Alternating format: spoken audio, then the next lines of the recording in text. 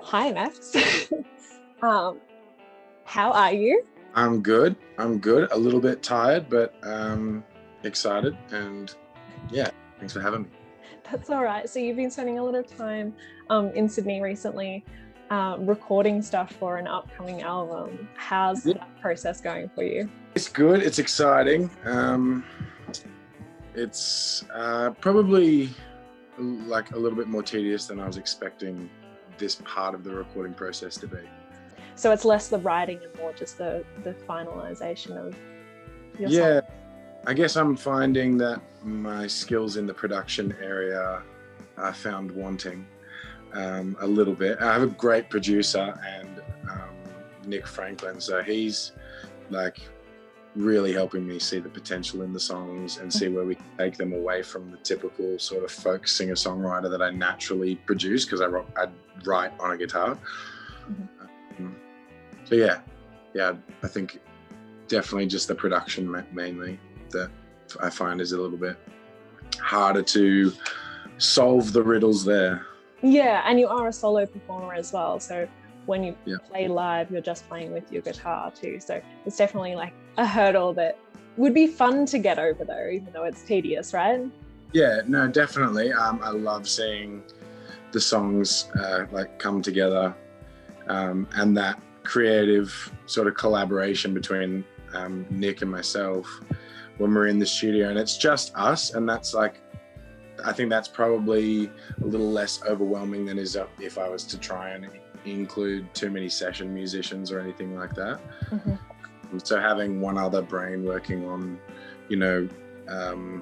creating, this soundscape to sort of carry the meaning that I want across. Definitely helpful just having just one extra person in there as well, so I'm not butting too many heads. Yeah, that's good, especially because it's like your self-titled album, right? So you want it to be completely and authentically you as well. So you're originally from Sydney, is that right? Yeah, I was born in Sydney. Yep. And then you spent some time in Port Macquarie and around the east coast of New South Wales on like comparing places that you've performed in. Where does Newcastle sit from Sydney up the east coast? Ooh, okay. Well, when I first started playing, I was doing mainly covers gigs and the occasional open mic night. So it was really dollar driven for me for a long time. And so it's kind of a two-folded answer, I guess, is that when I'm playing covers gigs, they're all the same really. In a way, it just depends on the night you get, the certain people going and how they support you or how they heckle you, and that's totally fine. That's just part of the territory. But when I'm playing original shows, just on an acoustic with a crowd that wants to be there and is expecting to hear you play, I'd say that none of the locations really matter as to the style of the gig. So instead of playing at a venue, which I get so nervous when I play at a venue itself, but when I've done a few house concerts where people are, some of them may know you through friends or some of them may have heard some stuff, but when you get there, you have everybody's undivided attention, and it's so much more intimate on a familial base. It almost feels like you're already entering that family sort of status in your relationship with people, which is kind of odd when you really haven't met anyone at the time that you start playing, really. You might have had a drink with a couple of them, before, but I'd say that house concerts are where it's at for me at this point in time in my career as to how genuine the feeling is of being able to share what I want to share. Yeah. And speaking of those larger venues, I know that you've had some experience backstage of the entertainment industry when you managed to land a gig behind the scenes at the MTV Music Awards in like 2006 or 2007. That was a long time ago. How has that like affected how you perform or carry yourself through the industry at all? Short answer, no. It was a great experience,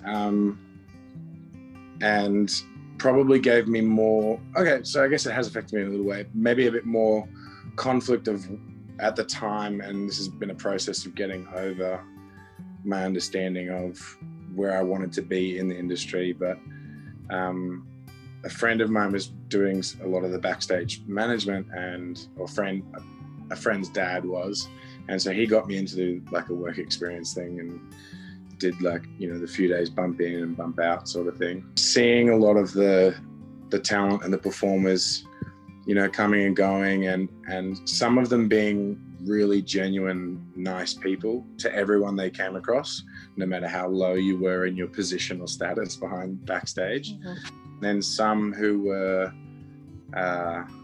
less than nice. Put it. And there's no way you would name names, is there? Never. No. But it kind of just, obviously it just sort of made like the point for me of how important it is to treat everyone equally, mm-hmm. but also not sure that I wanted to achieve any such sort of status, because I guess I didn't want the risk of turning into something like that. Mm-hmm. Yeah, totally. And because it was such a long time ago, I guess, having your first album coming out now, do you feel like you're in a completely different place headspace wise, or do you still feel like you don't want that title, I guess?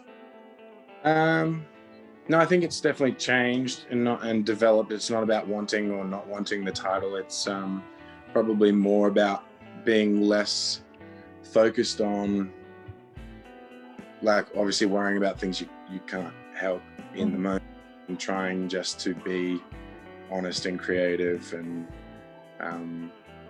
I guess the most constant struggle for me is remembering that even though music is my creative outlet and it's something I love to do, and I feel like I'm good at it and I want to keep doing it, I guess I don't really want to focus on the money side, but you have to, like, the dollar value of what you do for people, or what you play and what you share.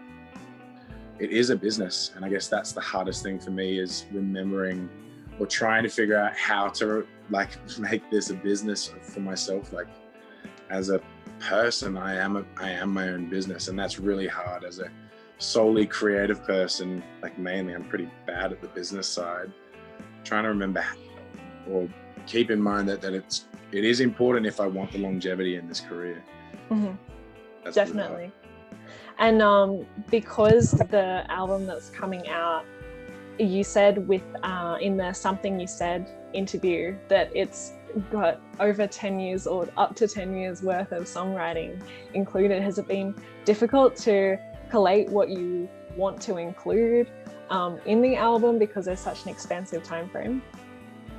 Yeah, I think it's also like a solid challenge for Nick and I to convert songs that were written stylistically totally different to the direction we're heading now. Mm-hmm. Like one of my oldest songs that I co-wrote with my brother Joel is called Hardly a Man, and that is like a classic sort of folk storytelling, you know, like, yeah, and I guess trying to bring that out of that space into like that more like groove, like folk, you know, pop rock funk kind of whatever imagination. I haven't even really figured out what to call it.